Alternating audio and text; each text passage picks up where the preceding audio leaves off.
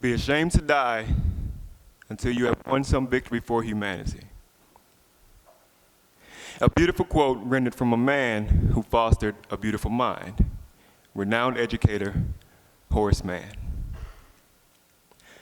That particular quote stuck with me after first hearing it referenced in a great story about a senior academic named Professor Fowler. In the story, Professor Fowler had been requested by the headmaster of his university to discuss a letter that the Board of Trustees had sent him. And the nature of this letter was informing the professor that he was to retire, whether he wanted to or not. Now, backtracking just a bit, this letter of involuntary resignation from the Board of Trustees had been sent weeks prior to the current meeting with the headmaster. And through dialogue and discourse, it became evident as to why the professor never received the letter. Like any other man on earth, unless we're expecting a package from Amazon Prime, Professor Fowler didn't check his mailbox.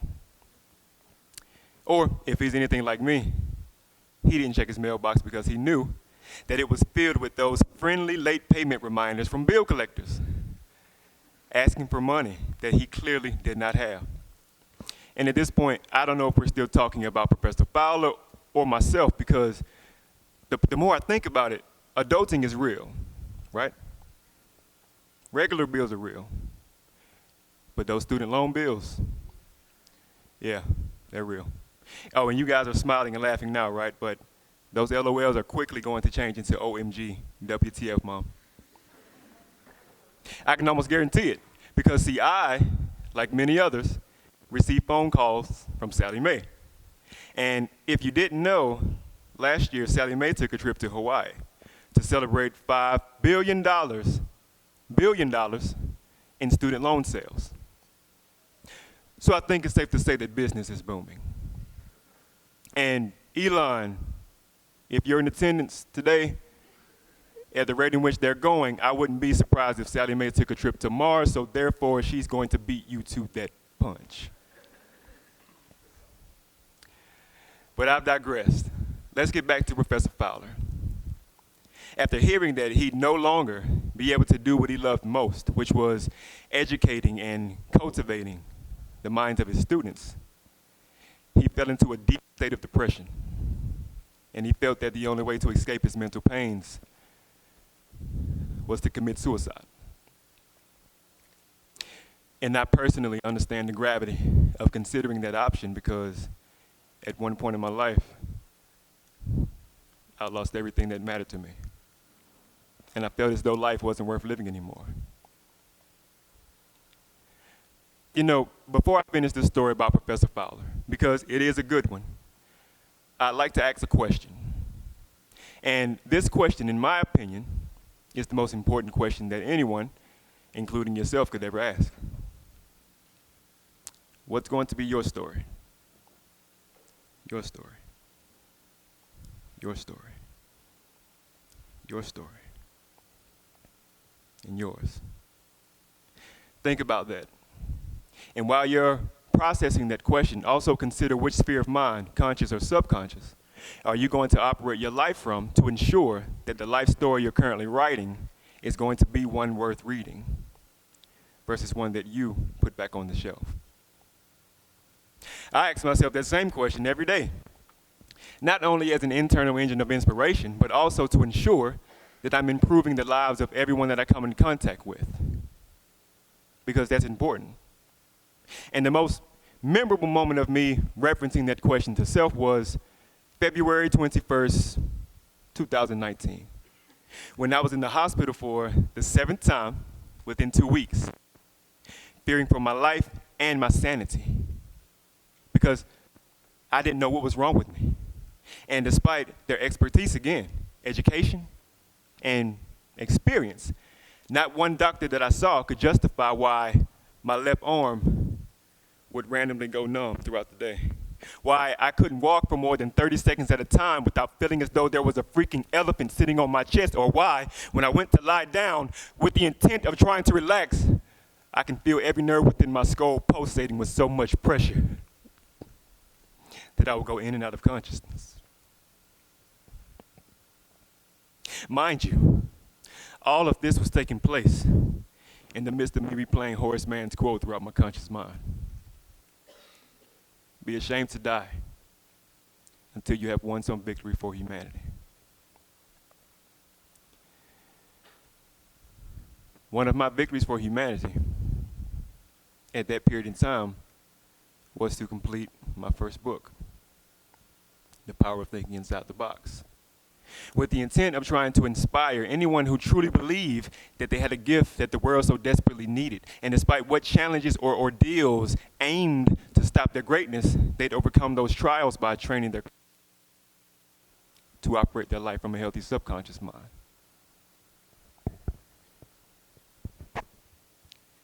That was one of my victories for humanity. So it still is, and so it shall be forever.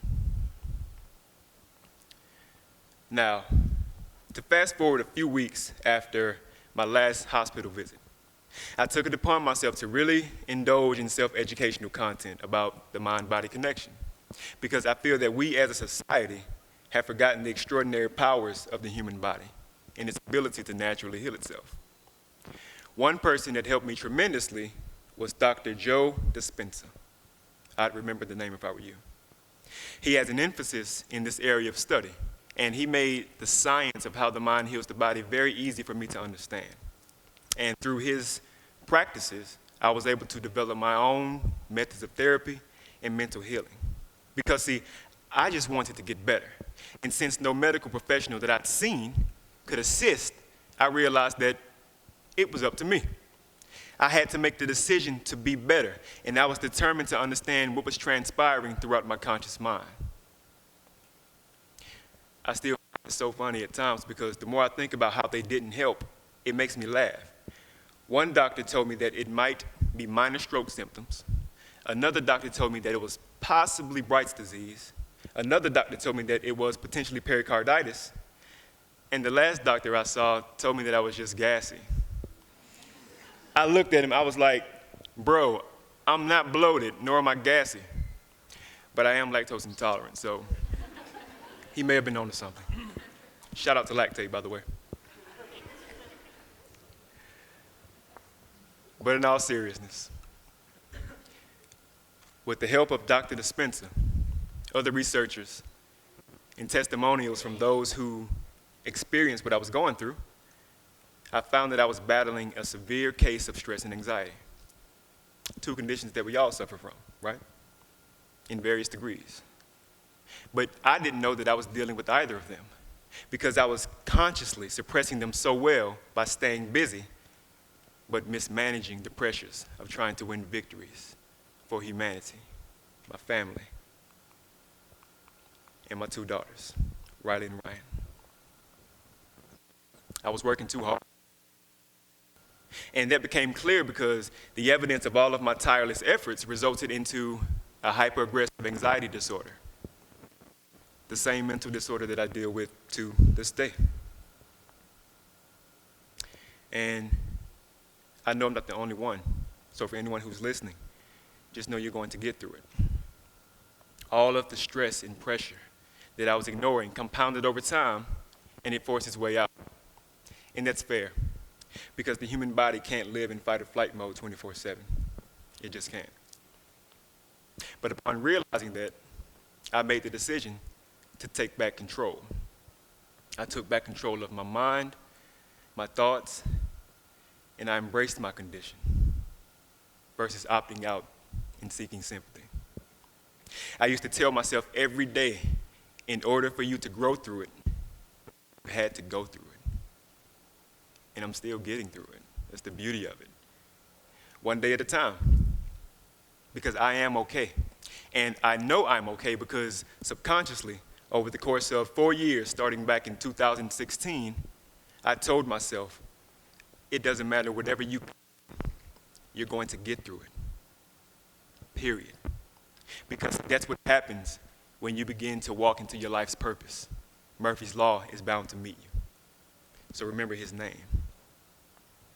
Now, moments earlier, I asked, what's going to be your story? In which sphere of mind, conscious or subconscious, are you going to operate your life from to ensure that the life story you're currently writing is going to be one worth reading? Well, here's the kicker to that question. You can't choose one or the other. You just can't. Reason being, everything that enters your conscious mind, positive or negative, creates the real-time determinations that you make throughout the daily moments of your life. And over time, as you make those repetitive judgments about all that you experience and perceive, those conclusions then begin to seep into the walls of your subconscious mind. And your subconscious is 100% recessive in nature, meaning it's not going to pick nor choose what you give it. It doesn't accept or reject. It just intakes and fosters.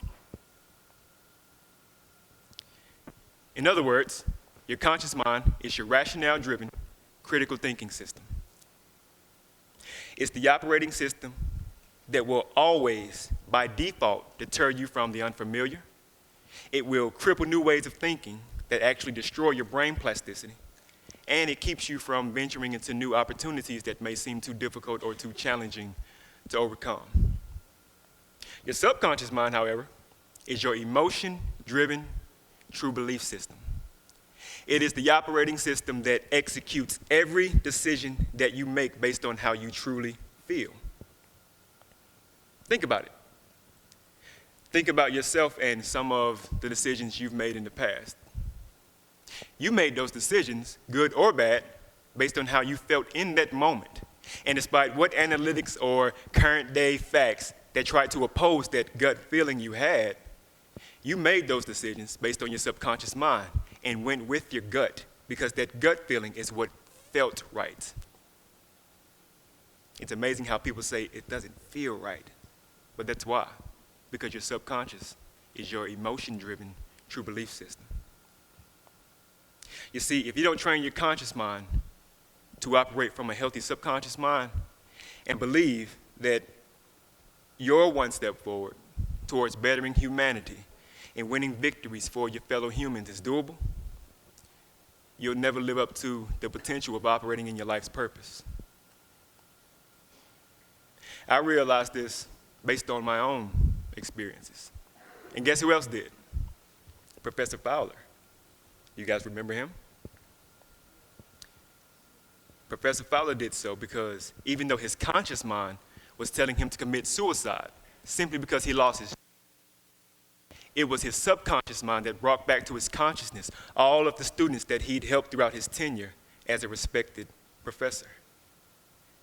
His emotion-driven true belief system is what made him believe that he added value to their lives. And he empowered them to live life with bravery, honor, and fearlessness. So even though he lost his job, he gained a win for humanity. So I say to you guys, do what you have to do in order to develop a strong and healthy subconscious mind, so that no matter what happens to you in the future, in your professional life, personal life, habit life, you'll always believe automatically that you'll get through it. Because one thing about understanding who you are, you welcome all challenges. Because when you live in purpose, that narrows your life. And it allows you to live very, very strategically. Everything that comes against you is tell you. Train your mind. Read books on neuroscience and biology. Learn how the mind and body work in conjunction with one another. Understand who you are as a thought leader, because your mind matters, your ideas matter, your precepts, your concepts, the context of all those ideas, they matter. You matter. And never get fooled by the fluff, because this world we live in is extremely finite, despite how vast it may seem. But your capacity is infinite. You are infinite, and so is your subconscious mind. But the key thing to remember about your subconscious, whatever you put into it, it will always give back to you. So make sure that you're filling it with consistent thoughts of believability, truth, and the understanding and knowing that you are always more than what your circumstances make you out to be. Now go out there and win some victory for humanity. And don't worry about being ashamed, because I believe you can do it. And I don't have to know you to love you. And I thank you for believing in me.